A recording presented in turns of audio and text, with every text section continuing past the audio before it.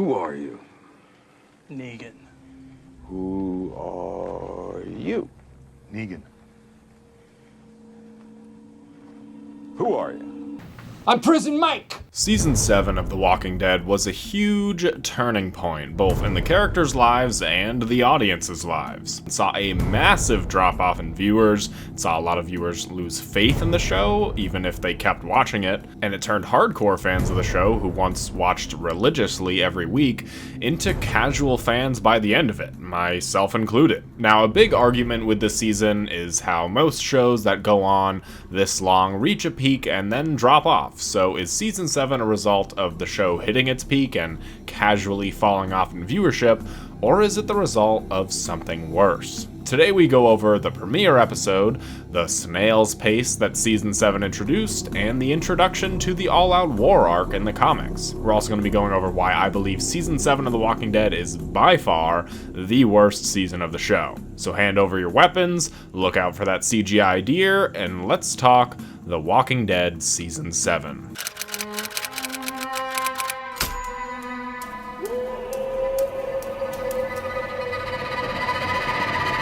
So whenever I talk about this opening episode and subsequently the Season 6 finale, I see a lot of people now who look back fondly on the cliffhanger, saying, oh, it was really great, it made people want to watch the next episode. Yeah, that was never the problem. The show always made you want to watch the next episode, whether there was a cliffhanger or not, but this new wave of Walking Dead fans over the last years who watch the show on Netflix and think of the season finale of Season 6 and the Season 7 opener as a wonderful two-parter. But the thing is, this wasn't a two-parter. Sure, it feels that way because it's seemingly written as a two-parter, but those of us who watched the show as it came out did not get to just click next episode. The Season 6 finale gets a very bad rap because of the cliffhanger, and if you look at all the reviews, all the recent ones say, oh, it's a great episode with a great cliffhanger, but all the older fans, like myself, are still very hurt by this cliffhanger. And I will always defend my stance that this is a bad cliffhanger. Call me bitter or salty or whatever, but this cliffhanger absolutely killed the show when it first came out and made fans lose faith in the show. Pair this with some other questionable things in Season 6, like the Glenn fake-out death, the pacing breakup with Morgan's episode, Daryl getting shot in the episode before this and making us think he was going to be really hurt just for it to mean absolutely nothing. I mean, he literally never gets any on-screen help for this bullet wound. It just kind of disappears. There were a lot of moments of fabricated stakes or suspense, and the cliffhanger was the worst example of that. The moment the ratings dipped even the slightest in Season 6, they wanted to do something to try and get a bunch of new audience members to watch, and I'll hand it to them. Their gimmick worked. For one episode. The Season 7 premiere is the second highest viewed episode in the entire show. Why? Because people wanted to see who Negan killed, but once that question was answered, any new viewers the show was trying to pick up didn't go past this point because they were satisfied with the kills that they saw on screen. Wouldn't the better marketing question going into this season be, how is Rick gonna come back from all this? All of the marketing around the season was built around the first episode, and after that was over, it was kind of like, okay, now what? If we had seen Abraham die in the Season 6 finale, market the show around Negan's regime and how our group can possibly defeat him, it would have, at the very least, given people a reason to stick around longer. And they could have opened the episode on Glenn's death and give people an even bigger reason to want to buy into how Rick and the group are going to come back from all this. Sure, you can think that this is a good cliffhanger. I don't, and I never will, because I think how the show was handled during this crucial time ultimately led to the loss of even more viewers. Oh, you're wondering what my thoughts are on the deaths, and I've made you wait a few minutes longer? Yeah, imagine that, but on a scale of several months. And several more minutes from when the episode starts, as if you haven't waited long enough. Now we have to rebuild all the stress of that moment, a moment that was executed to perfection the first time around, so let's just redo that scene, but from different angles. I gotta take a moment to shout out Big Man Abraham, who doesn't ever get the respect he deserves, almost like these two episodes were handled very poorly, I don't know. In retrospect, it's incredibly obvious that he would be Negan's pick. He doesn't cower away from him, he all but vocally volunteered to be this death, and he doesn't get nearly enough love or attention from this death. from this sacrifice. It flips his goodbye scene with Eugene because now it's farewell to Abraham and not Eugene like we thought, and that's honestly very clever writing. R.I.P. Abraham, you left a very big hole in the show when you left, and you're not talked about nearly as much as you should be.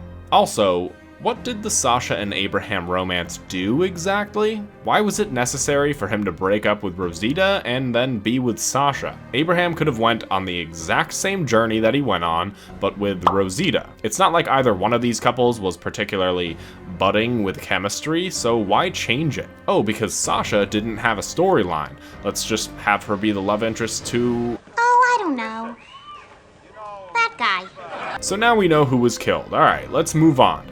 Oh, no, wait, Daryl has to make the dumbest decision in the show and hit Negan with the arm that just hours earlier he was shot in the shoulder, so now we get the big death. Glenn's death was a big swing and a miss, not literally, but I don't blame them for doing it. It was what happened in the comics. They wanted to try and be faithful to the source material, and they said that they tried playing around with different storylines if he survived, but it affected too much of the story. I don't know how true that is, but I think that in a way it made so much sense for it to be Glenn's character. The intent was for Glenn's death to be this hugely impactful death that the audience would want to see the downfall of Negan and put us in that place mentally that lusted for revenge, and on paper, I actually don't think that Abraham's death alone would have incited that. I think it had to be a character like Glenn or even Daryl to make us feel a strong enough hatred for Negan. Imagine if it had been Daryl. Would Academy Award nominated actor Steven Yeun be in a Glenn Rhee TV show instead? And Glenn's death did cause a huge impact on the show, but not the one that they were hoping for. While I often make fun of when the show highlights a character in their death episode or the episode right before their death, they didn't do that for Glenn, who is probably the biggest death in the entire show, but his final few episodes weren't really anything special. In his final episodes, he didn't get a very big scene with Maggie, he killed people, which was something he actively avoided doing throughout the entire apocalypse, and went out searching for Daryl just to find him and try to leave to go home. In the season 6 finale, Glenn has like 2 lines. In this episode, he had 1 line, so his last proper episode where he has a lot of screen time is in the episode East, but he doesn't particularly have a lot of lines or scenes in that episode either. Because of this, Glenn doesn't really get a complete character arc. And I hate the argument when people say, this is The Walking Dead, anybody can die at any time. You know a show that also totes that same line? Game of Thrones, yet all the main characters that die in that, at least in the first few seasons, have complete character arcs, and their deaths are for more than just shock value. They actually change the story. The reason why all these deaths in Game of Thrones work is because of how well paced each episode was. So let's move on to The Walking Dead Season 7's biggest enemy, pacing. Watching this season week to week was an absolute chore. I say this a lot in these videos, but from seasons 4 to 6, every Sunday in my house was like the Super Bowl because there were so many people coming over to watch the episode and talk about it afterwards, and by the end of season 7, there was me, my mom, my dad, and my best friend. From 15 to 20 people every week to 4. This was because most people stopped watching the show because they didn't care and it was too slow. We wanted to see Rick rally the troops and want to fight back, and it's kinda hard to do that when across the first half of the season, Rick is only in half of the episodes. We also get 5 of these 8 episodes that take place with one storyline in one location. We set up the kingdom, we set up the sanctuary, we set up Oceanside, we check in at Alexandria, we check in at the hilltop, and after these 5 episodes, we are barely further along than we were at the end of episode 1. None of these episodes have any particular standout moments other than character introductions, not to mention the tone of this season is just so wildly all over the place. The first half of season 6 felt urgent and emotional, and the stakes were very high. The second half felt like an impending doom was coming. Our characters were very confident, but the tone made us think that something was gonna go wrong very soon. Season 7 has all this setup for so many different things in the first half, and the second half has a bit more cohesion with coming together, but it still suffers from pacing and boomerang storytelling.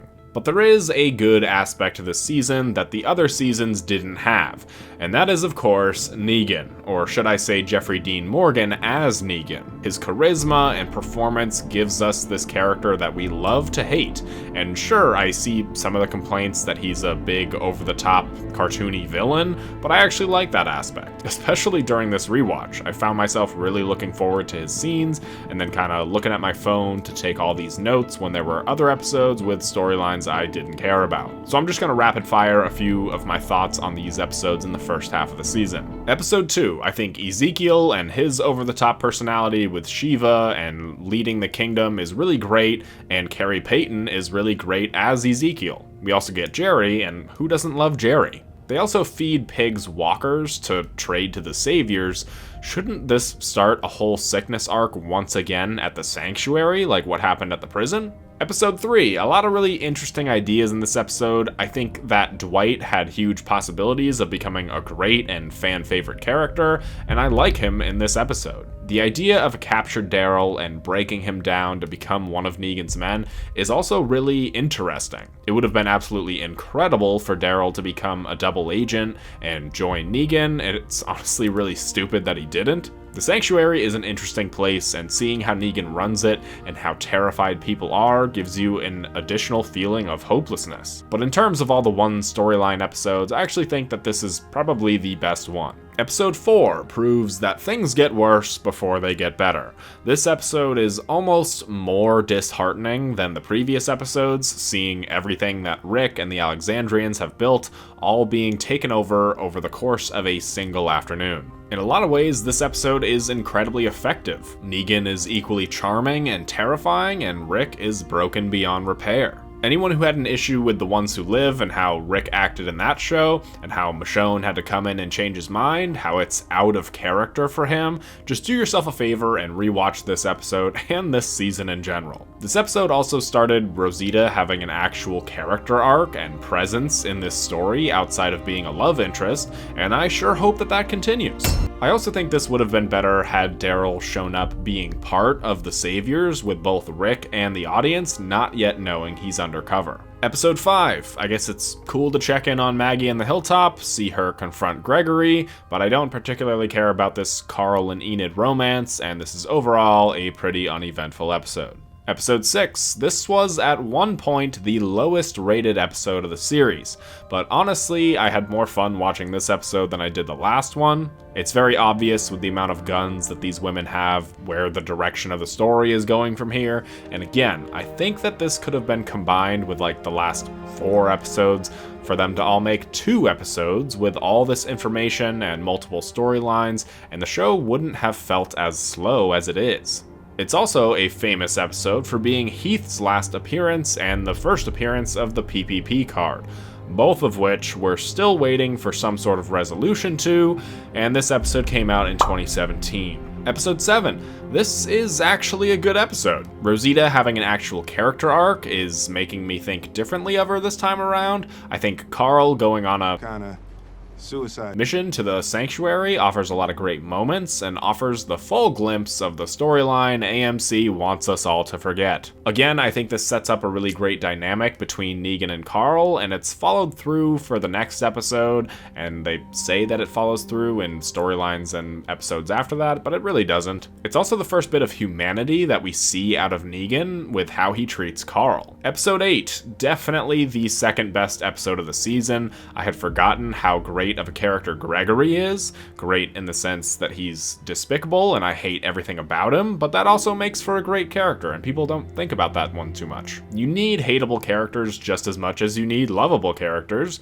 and Gregory fills that itch more than maybe any other character in the show does. This episode also has all storylines, which is fantastic. It makes the pacing much better and shouldn't be delegated to something only mid-season finales or big episodes have. But The Walking Walking Dead had largely forgotten that at this point. This episode also has the most ridiculous moment in all of The Walking Dead, and that's when Rosita misses her shot and it hits Lucille instead. Maybe this is why I don't like Rosita, because when she gets interesting, she contributes to the worst scene in the series. And I mean that this is the dumbest scene, the odds of this ever happening are insane, and it feels like this scene is out of a cartoon. Also, why would Negan think that somebody made this bullet? Why not that somebody found it? Negan is smart, but he's definitely not smart enough to know the difference between an actual bullet and then one that was recently made. I don't care what you tell me, it seems like something that was convenient for the plot, so they just kinda went with it. But hey, at least at the end of this episode, we see the group come together to finally want to start trying to fight back. We get the emotional reunion between Daryl and Rick, which I'm hoping we'll get to see a similar scene sometime soon, and Daryl giving back the Colt Python to Rick, which is great symbolism, probably one of the best scenes in the series. So that marks the halfway point of the season. Let's go over what happened, shall we? Glenn and Abraham die. Carol and Morgan learn about the kingdom. Daryl is a prisoner. Tara learns about Oceanside. Alexandria gets robbed. Maggie is sad. Carl and Rosita want to fight back against Negan, though they both fail. Daryl escapes, Negan feeds Carl spaghetti, the group wants to fight back. That's it, and that doesn't sound like enough to fill half a season. In fact, that sounds like the synopsis for like an episode or two of the show. Am I exaggerating to make a point right now? Yes, I am, but even if I went through a very detailed point-by-point progression of the story, it would be far less than anything that happened in any half season before this. This half of the season really only set up what we already knew was going to happen, the group finding the will to fight back. But now that we're all at this point, it's time for a break.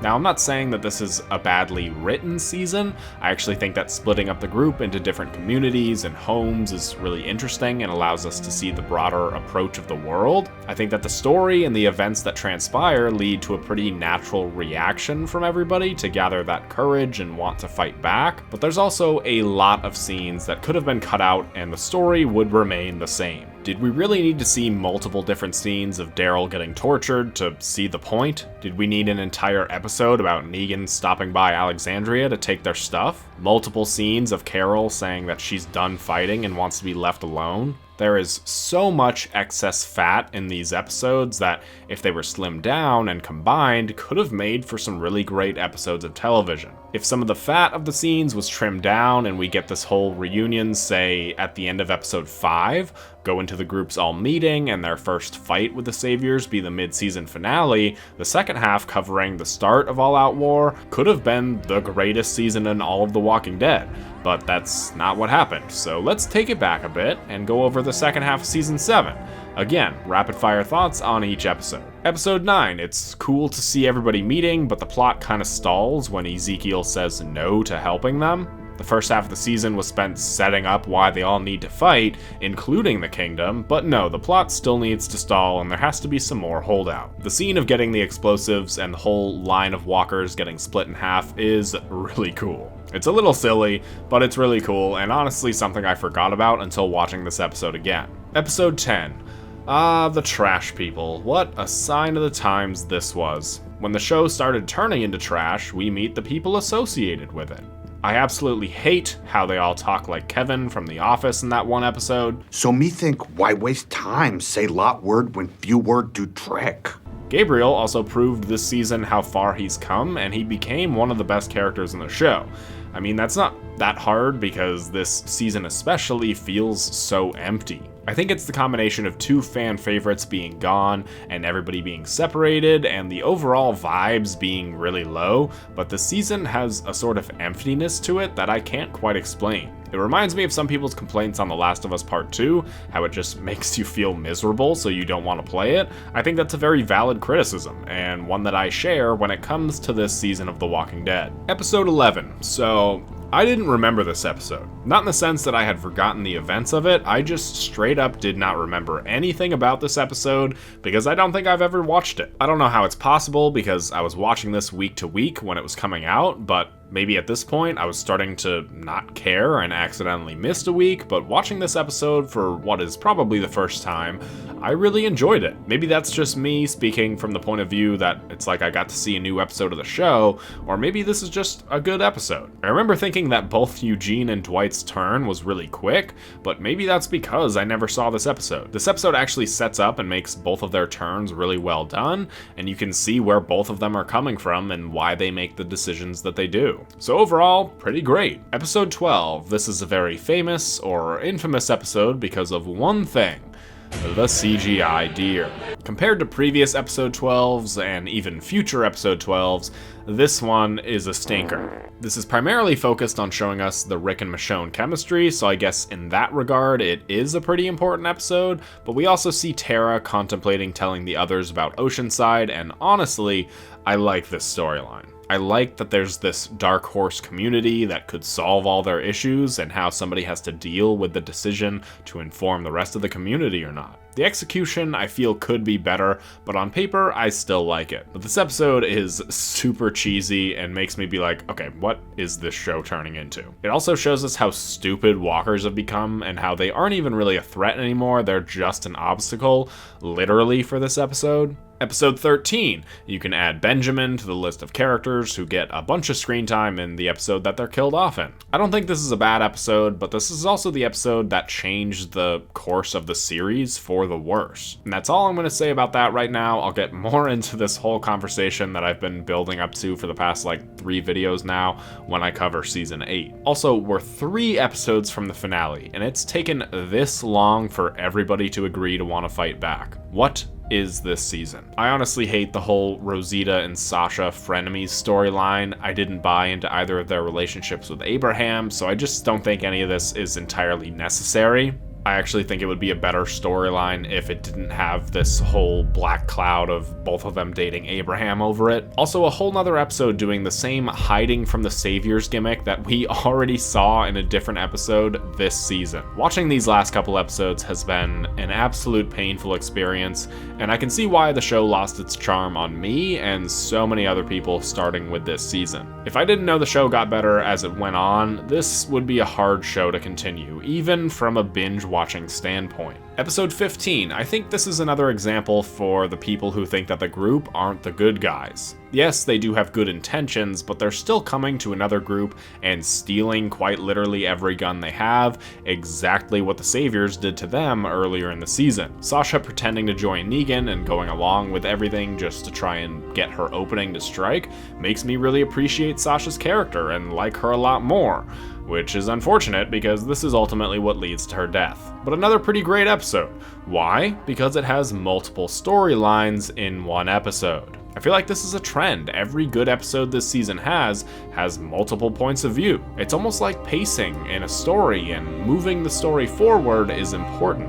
And Dwight switching sides is such a great storyline, and it comes way too late into the season. Episode 16, we get a flashback of Abraham. Dwight's confrontation scene is great. Tara straight up wants him dead, Daryl wants to kill him because of his own personal reasons, and Rick is kind of just letting this happen because he knows that Daryl needs this moment, and when Daryl lowers the knife, Rick immediately steps up to take control again. I actually think that this is a great written scene and shows so much between the characters but doesn't tell you how to feel or what it is they're doing. This is something that was lost this season, but was present in every other season before this. While the pacing of this episode is good, and it does bring together everyone and everything from this season, it also feels very bland. This episode feels like it could have and should have been the mid-season finale, and it would have been better, but still not great. I absolutely cannot get over how stupid this final fight is. It has some cool stuff like Shiva and the trash people switching sides was a good twist,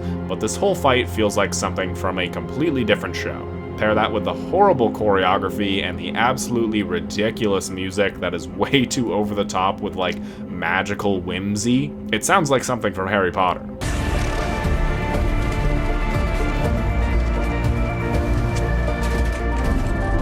The season does end, not really on a cliffhanger, but on a scene that makes you want more.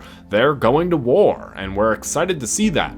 At least for those of us that have stuck around. Overall, I thought maybe with some time I'd look back at this season more fondly, but if anything, the exact opposite happened. I enjoyed the season even less than I did the first time around. I think the first time around I was just hoping for the season to finally hit its stride and that, oh, maybe next week's episode would be better, but knowing how I felt about this season going into it and knowing that this whole season is just an utter mess, it made watching it for the second time a far less enjoyable experience than I had hoped. There's a lot of great ideas presented in this season. The introduction to all the other communities with double agents involved, seeing different members who haven't had prominent roles in the past get a bigger role here because they're the ones who want to fight back. It all sounds really great on paper, and some of it is executed very well, but to me, I think the negatives far outweigh the positives in this season. And that's a very strange opinion to have, considering I think Season 6 is the best season of the show.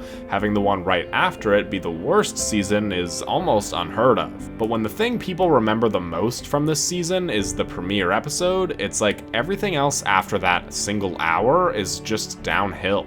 Pair the marketing with the emptiness that this season fills you with, and you have a pretty forgettable season of television.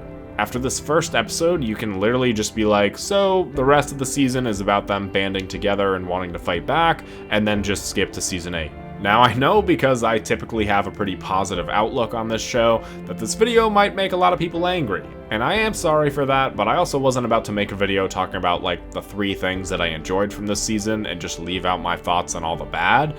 So prepare your keyboards, everyone, because my rating for this season of The Walking Dead is a 5.5 out of 10. Feel free to let me know your thoughts in the comments below. I'm sure many of you will not agree with me, and let me know why that is, especially if you loved this season, because I'm genuinely curious to hear some other opposing opinions. Thanks for watching the video. Make sure to subscribe and watch the rest of my retrospective videos, both in the past and the upcoming ones. Shout out to my channel members. You guys are the best. Stay safe out there, and remember, the Season 6 finale cliffhanger absolutely sucked. See you next time! Yeah.